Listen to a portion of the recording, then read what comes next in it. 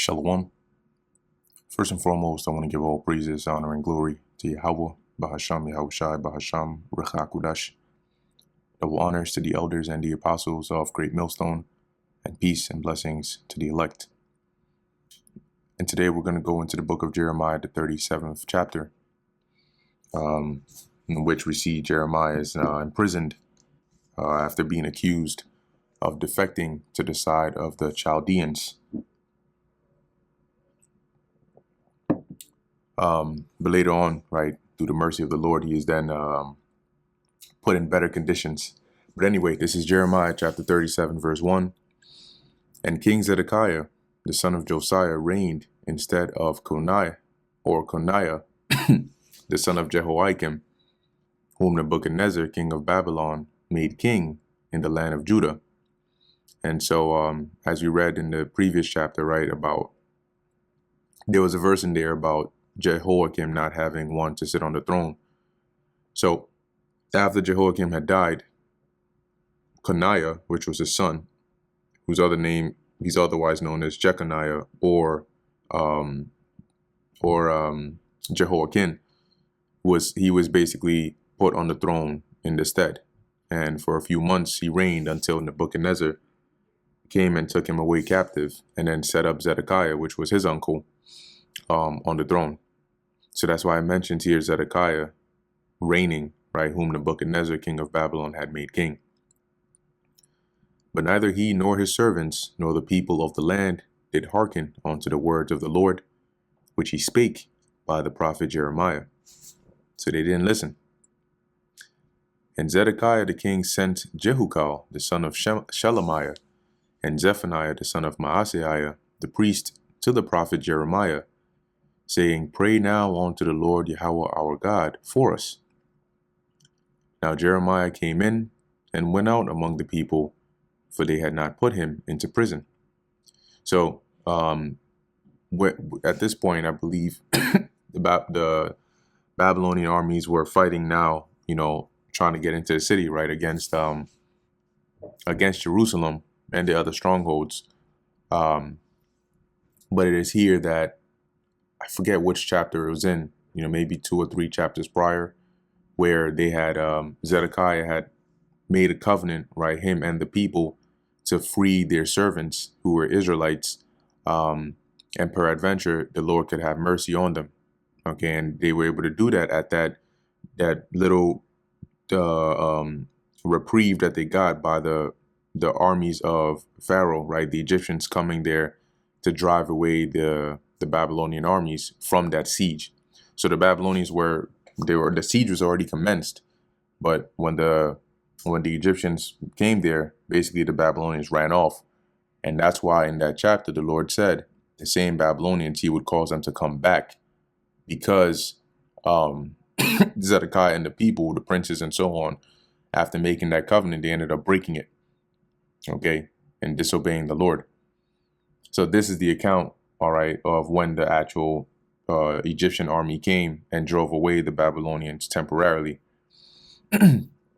So it's around the same time, right, that Zedekiah basically sends to Jeremiah to pray to the Lord for them, because having seen the situation they were in, they were daunted or haunted with the prophecy of Jeremiah about the Babylonians coming there, which now they were there. And so, you can see why he was now inquiring for prayer, for mercy from the Lord. Now Jeremiah came in and went out among the people, for they had not put him into the prison. So at this time, they had not yet put Jeremiah in prison. In previous chapters, when we read, he was in the court of the prison. That was after this event here. Okay, so while Jeremiah was still free, because as I mentioned before, these chapters are not always in chronological order in terms of the events that occur from chapter to chapter. Verse 5, Then Pharaoh's army was come forth out of Egypt, and when the Chaldeans that besieged Jerusalem heard tidings of them, they departed from Jerusalem. See, so Pharaoh's army, pretty much came because they were allied with Judah, and so they came there to basically try and support them, and drove away the the Babylonians or the Chaldeans temporarily. Then came the word of the Lord Yahweh unto Jeremiah, saying, Thus saith the Lord God of Israel, Thus shall ye say to the king of Judah, that have sent you unto me to inquire of me, i.e., Zedekiah. Behold, Pharaoh's army, which is come forth to help you, shall return to Egypt into their own land. So yeah, they came to help you, but they're eventually going to go back home, right? And the Chaldeans shall come again and fight against the city and take it and burn it with fire. So you haven't escaped. They didn't. The Chaldeans didn't retreat to never show up again. No, they're going to come back. Thus saith the Lord Yahweh, deceive not yourselves, saying the Chaldeans shall surely depart from us, for they shall not depart. So don't think, right, that, oh, you've made it. You know, it was a close call, but you guys are good, and so on and so forth, because they're gonna return. All right, they're not gonna leave this place there and just like let you go scot-free. No, this is the judgment of the Lord, so they're gonna return. For though ye had smitten the whole army of the Chaldeans that fight against you, and there remain but wounded men among them, yet should they rise up every man in his tent and burn this city with fire. And when it says for though, it's saying like, even if you were able to defeat, you know, or injure and wound the army of the Chaldeans to where they were injured and so on and so forth, they would still manage to come back and set this place on fire. And that was to highlight the inevitability of the Lord's judgment against Jerusalem. And it came to pass that when the army of the Chaldeans was broken up from Jerusalem for fear of Pharaoh's army, so when they fled, then Jeremiah went forth out of Jerusalem to go into the land of Benjamin. So Jeremiah took it as an opportunity. You know what? Let me just go back to my hometown. Here, as it says, to separate himself thence in the midst of the people. Now, this is Old English, and it can sound a bit confusing, but what it means is he really went back to his homeland to like claim, you know, some like inheritance or some portion amongst his relatives there. Because when you go into that word separate himself, it doesn't mean that he was like you would think of him hiding or like actually going away from people. All right, but it says here to divide, plunder, allot, a portion, assign. All right, to distribute, to share, to receive a portion or part. Right.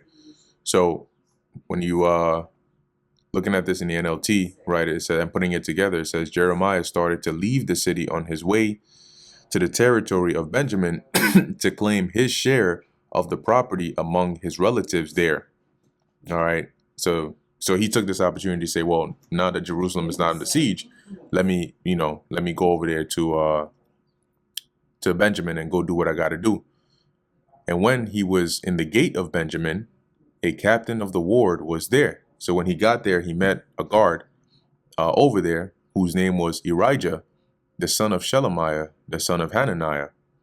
And he took Jeremiah the prophet, saying, thou fallest away to the Chaldeans. So he basically accused Jeremiah of defecting to the side of the Chaldeans.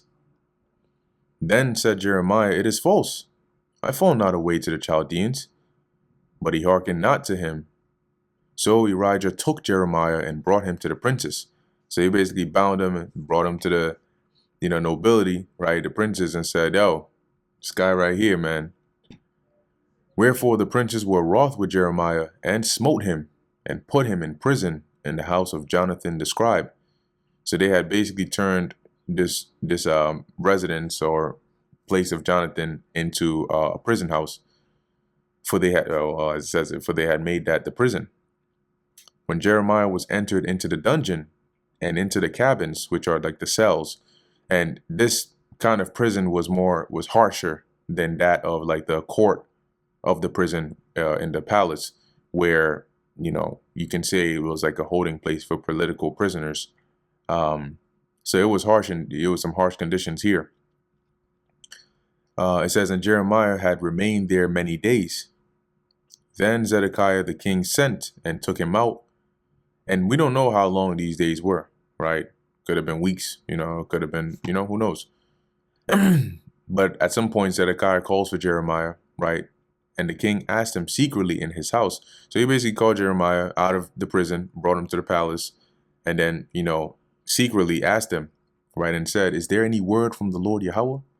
Because remember, going up some verses, he inquired, he asked Jeremiah to pray for them. So he's trying to hear if there was anything that he heard back. And Jeremiah said, "There is. For said he," so the Lord said, "Thou shalt be delivered into the hand of the king of Babylon." Of all things, Zedekiah was looking to hear, that was the last one. Moreover, Jeremiah said unto Zedekiah, "What have I offended against thee?" So after he said that, then he continued to say, what's my offense? What transgression have I committed against thee and thy servants, or against this people, that ye have put me in prison? Where are now your prophets which prophesied unto you, saying, the king of Babylon shall not come against you, nor against this land? Yeah, so what happened to all those prophets that you were listening to, who told you that Nebuchadnezzar wouldn't come here, right? He told you guys are going to be all right. The captivity would return in 2 years. What happened to them? Now that you see the Babylonians over here, now you're afraid? Therefore, hear now, I pray thee, O my lord the king. Let my supplication, I pray thee, be accepted before thee, that thou cause me not to return to the house of Jonathan the scribe, lest I die there. So you can imagine how harsh the conditions were, to where Jeremiah pretty much had to plead so that he wouldn't be sent back to that kind of prison over there. Then Zedekiah the king commanded that they should commit Jeremiah into the court of the prison. So they basically transferred him to a better one, otherwise known as the court of the prison, where that's where he would be able to actually have visitors, and be fed and have a bit more, to a degree, right, limited freedom.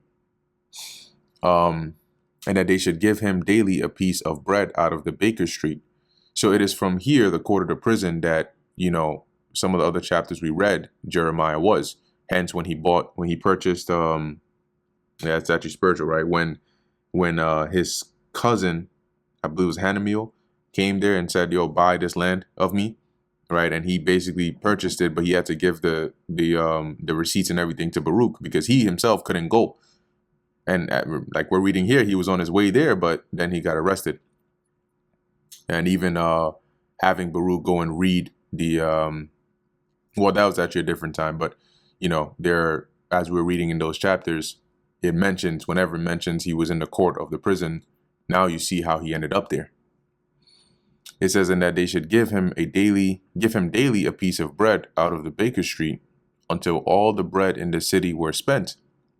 So long as they still had provisions, they had to give Jeremiah his daily bread, so to speak.